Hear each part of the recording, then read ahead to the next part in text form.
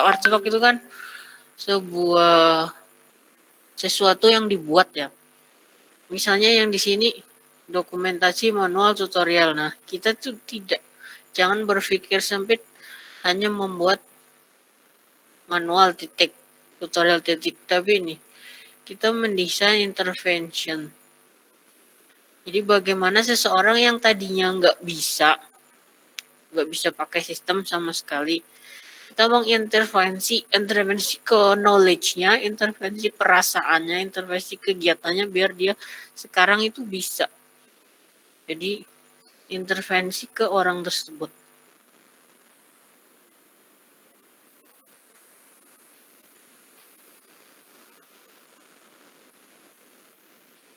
Apakah desain?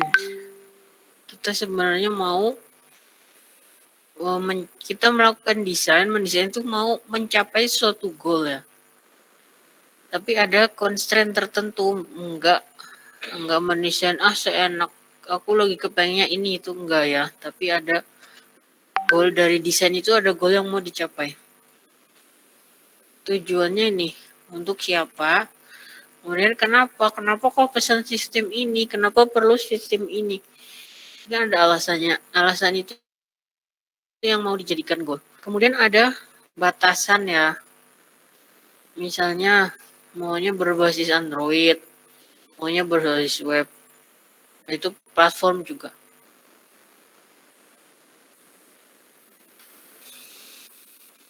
Golden rule of design, understand your material.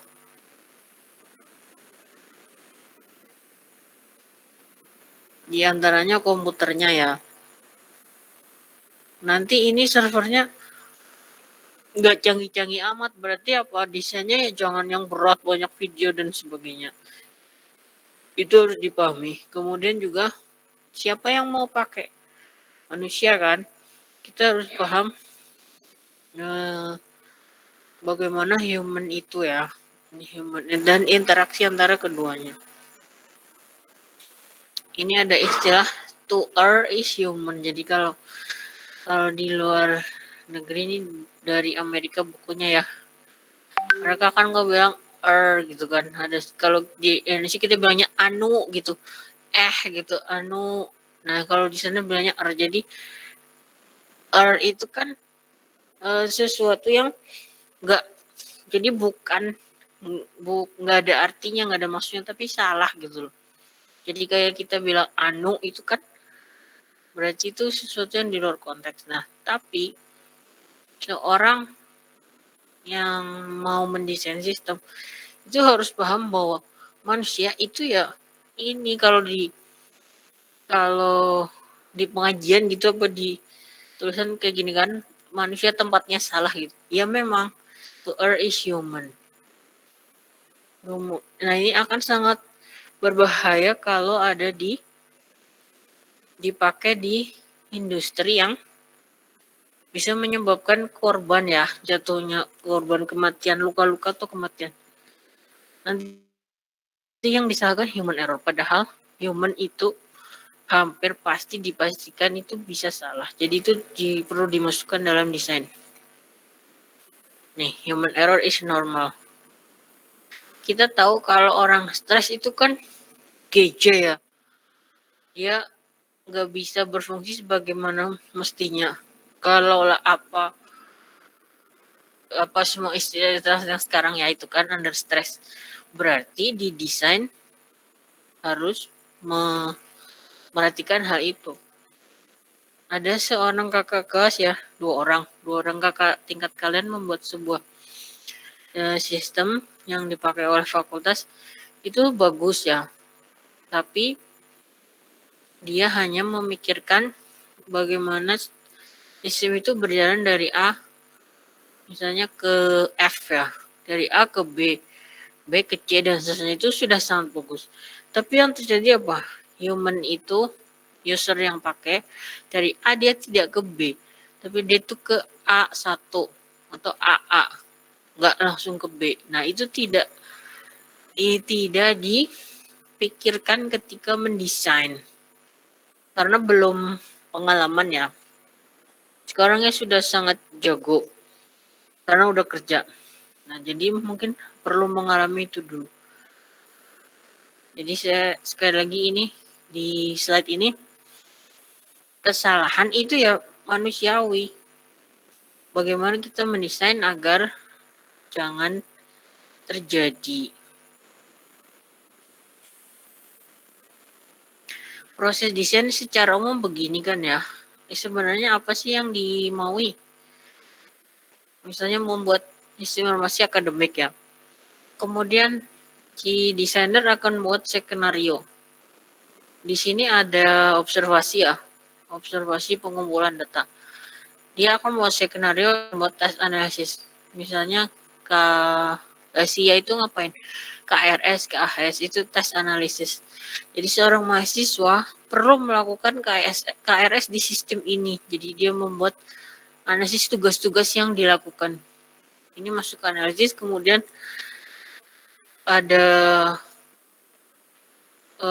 guidance apa bahasa Indonesianya, ada aturan-aturan tertentu yang harus diikuti ya.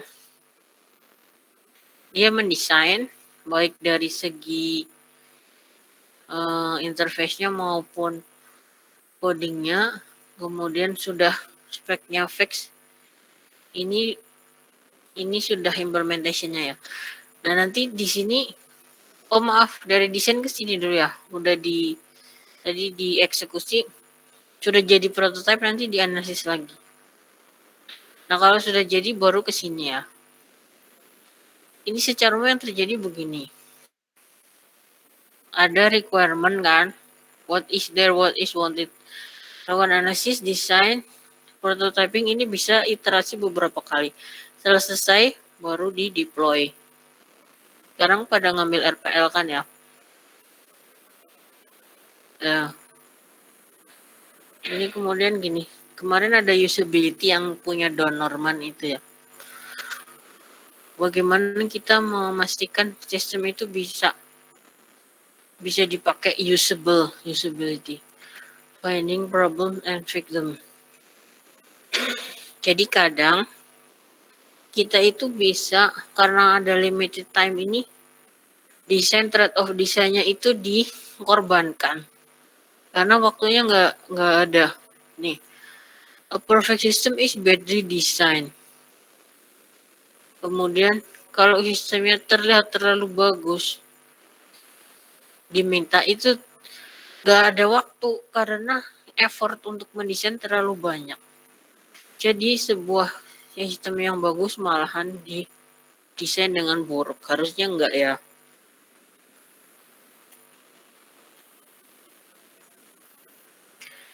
Yang mau pakai sistem siapa? User kan? Bukan kalian kan? Jadi know your user. Mereka tuh seperti apa, siapa, pekerjaan sehari ngapain, sukanya apa, kebiasaannya apa. Mereka bukan seperti kita. Talk to them, watch them, use your imagination. Use your imagination berdasarkan hasil observasi ya. Baru tadi yang melakukan misalnya test analysis. Kemudian ini banyak yang skripsi pakai ini juga, membuat persona dulu, mendeskripsikan contoh user. Nggak harus real person, tapi lebih baik real person. Nah, ini membantu memahami. Misalnya ini namanya Betty. Dia tuh apa sih yang dipikirkan? Dia tuh kepengen bagaimana sih? Ini contoh. Jadi semua biodatanya Betty, umurnya, kemudian dia pengalamannya ngapain aja. Berarti kan kira-kira bisa dilihat dia bisa apa enggak, pakai sistemnya bagaimana. Ini bahkan ada tentang kondisi mata. Ini kondisi fisik tangannya. Kemudian personalitinya dia seorang yang ceria. Terus dia bisa mendelegasikan tugas. Nah, ini penting kan, nanti misalnya ada fungsi meneruskan ke bawahan misalnya. Kemudian ada masalah culture. Ini nanti ada lagi di belakangnya. Skenario, stories for design, kemudian harus linear. Communicate with others. Kalau sudah bikin desain itu dikomunikasikan kan, juga harus divalidasi. Apa yang user mau dilakukan. Nah, ini harus dilakukan step by step walkthrough. Semua bagian, every part itu harus dicoba satu persatu. Apa yang akan dilihat user, jangan lihat dari segi admin atau programmer ya, tapi dari sisi user. What can they see? Apa yang bisa mereka lakukan? Apa yang mereka pikirkan? Reuse and reuse throughout design. Ini contoh sebuah skenario untuk apps Movely Player. Jadi, lihat ini dari sudut pandangnya si Brian. Dia melakukan apa? Dia tahu. Kemudian his machine, semua dari sudut pandang user. Also play act. Kita harus mencoba mock-up device. Jadi benar-benar buat. Kemudian kita sebagai posisi yang posisi si pengguna itu tadi. Kita harus mengeksplor secara dalam, bukan lihat sekilas aja. Interaksi yang mungkin terjadi, kemudian kognisi informasinya, juga termasuk arsitekturnya. Skenario digunakan untuk mengkomunikasi dengan orang lain, stakeholder yang ada, yang ikut terlibat dalam pembuatan apps ini, desainer, klien, user. Kemudian beberapa model misalnya yang dibuat itu dipakai, play it against other model. Jadi nanti, oh yang paling bagus yang ini gitu. Express dynamic, screenshot of scenario behavior. Jadi semua kayak ada planningnya, ada gambarnya. Nah itu bisa digeser-geser misalnya ya. Oh ini lebih baik ke sini, nggak usah melalui prosedur ini. Kemudian ada alur yang jelas, intinya gitu.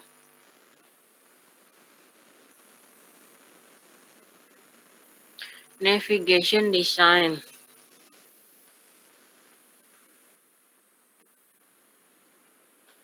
Tadi kan ya, tujuannya itu membuat sistem dari, ada tujuannya kita mendesain ya, dari mulai sampai mencapai goal. Kadang-kadang bisa kayak gini langsung, atau muter-muter dulu sampai ke goal. Nah, kalau bisa itu tidak perlu lewat belok-belok ini. Bagaimana biar bisa lancar-lancar aja? For golden rules, knowing where you are, knowing what you can do, knowing where you are going, knowing where you've been. Ini contoh ya. Jadi si user ini, Anda sekarang lagi lihat PPT saya kan ya.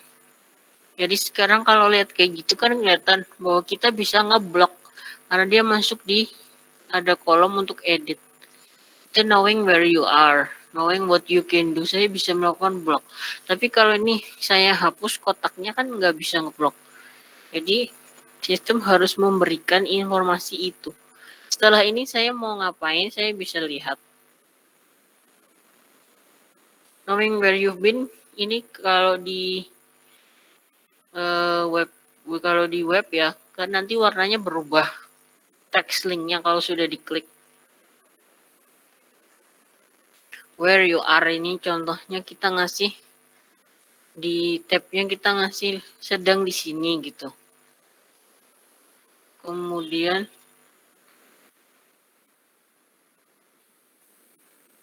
navigating. Ini dibuat semua sama ya untuk mempertahankan alur tadi.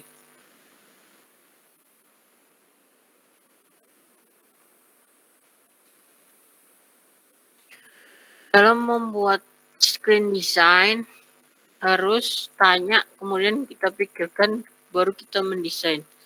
Tanya dulu ngapain sih usernya itu, ngapain, mau ngapain. Kemudian kita memikirkan, baru mendesain. Available tool. Bisa logik, secara logic together, bisa secara fisik penempatannya ya. Ini contoh untuk membagi grup menjadi logical item, bisa pakai boxes. Bisa juga fontnya dibikin berbeda. Use font for emphasis untuk ditegaskan atau untuk heading, tapi jangan terlalu banyak. Ini jenis fontnya terlalu banyak ya, kan malah membingungkan.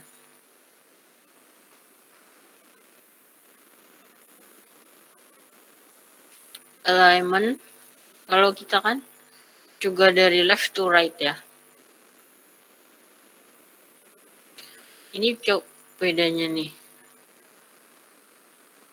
Boring but readable. Nah ini tidak biasa kan karena di kanan. Tapi sulit untuk dibaca karena kita tidak dibentuk untuk membaca dari kanan. Nah ini alignment nama depan, nama belakang. Bukunya ini dari Amerika ya, jadi dia berpendapat seperti ini. Contoh kayak gini itu sulit dibaca. Landex Janet Finlay. Karena di sana yang paling penting itu nama belakang dulu. Akan lebih mudah bagi user untuk dia langsung melihat nama belakangnya. Kalau ini malah langsung nama belakangnya. Nah kalau di Indonesia secara umum apa? Nama depan ya. Jadi ini posisi kayak gini tidak mesti langsung bisa diterima oleh orang di Indonesia. Di Indonesia malah lebih banyak seperti ini kan. Orang akan lihat nama saya dulu, swahestinya dulu daripada nama belakang. Ini contoh, ditulis sembarangan seperti ini. Bagaimana kita bisa dengan mudah mencari tahu mana yang paling besar, mana yang... Nah ini contoh. Ini sudah posisinya sama ya. Kita langsung lihat kan, mana yang paling kecil, mana yang paling besar. Bandingkan dengan ini.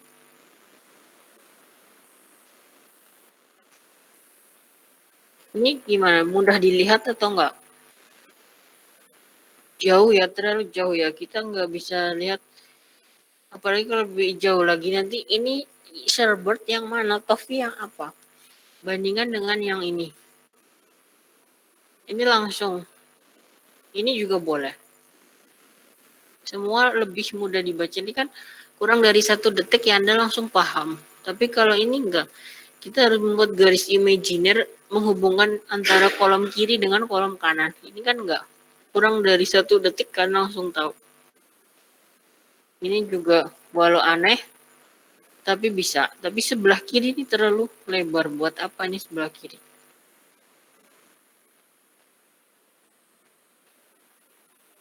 Space itu untuk memisahkan ya. Berarti itu suatu yang nggak ada hubungannya misalnya. Bisa juga digunakan untuk membangun struktur atau meng-highlight. Grouping of item, sesuatu yang mirip itu atau sama fungsinya di grup, dikelompokkan ya. Kalau ini hanya dekorasi saja, different color. Ini tadi grouping harus ada ini spasi untuk membedakan. Untuk memasukkan informasi. Yang atas gimana? Itu nggak rapi ya. Dan melihatnya juga kurang bagus.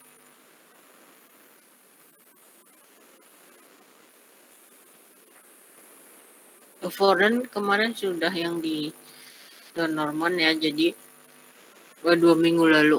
Begitu kita melihat sebuah benda, sistem atau apapun, kita langsung tahu bagaimana. Tuh lihat mag handle, langsung tahu oh itu untuk dipegang.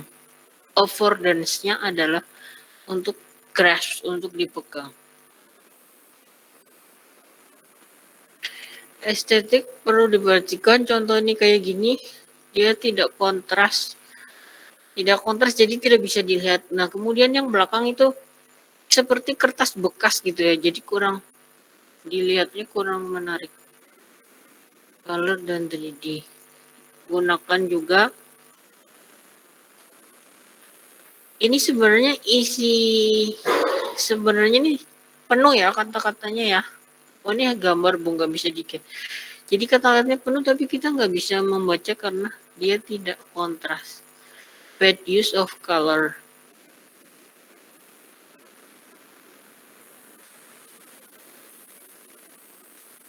Ini juga kemarin sudah dibahas.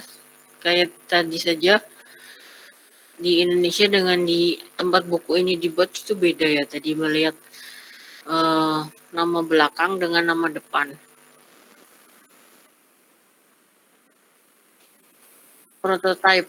Kalau Anda harus buat berkali-kali nggak masalah karena ini di sini dia bilang you never get it right first time. Jadi jangan maksa ya di sekali terus langsung ini udah bagus ini. Ketika membuat prototype ini dievaluasi oleh user ya. Nah ini kesini ini bisa berkali-kali. Tapi kan sampai bagus akhirnya dia sampai bilang done. Jadi memang prototype ya itu fungsinya ada evaluasi ini. Daripada memaksa kemudian ketika sudah di deploy malah gagal ya. Ini memastikan ibaratnya ini produknya sempurna dalam tanda kutip ya.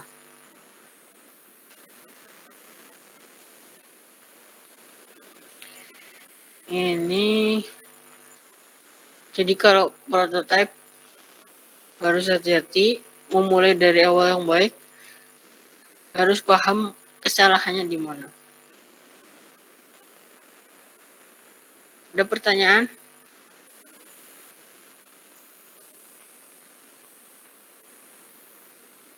Belum ada, Bu.